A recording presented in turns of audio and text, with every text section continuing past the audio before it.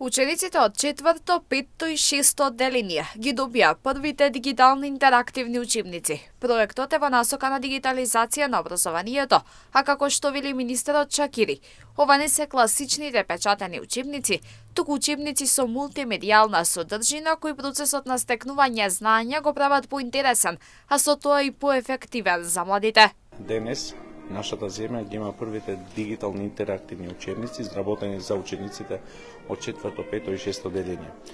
Тие се достапни на посебната онлайн платформа настава.мк и официјално можат да се употребуваат не како замена за печатените учебници, туку како една дополнителна опција која може да им го олесни процесот на стекнување знаење. Станува збор за учебници кои содржат многу мултимедијални елементи, како видеа, слики, илустрации, квизови и слични содржини, докажано го прават учењето да биде интересно за младите.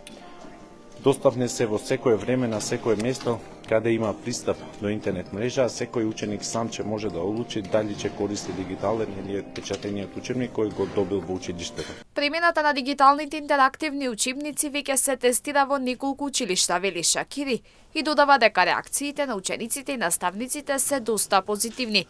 Придобивките за наставниците се поедноставна подготовка на часот, а за учениците полесно пронаоѓање на потребните содржини и полесно меморирање на материјата.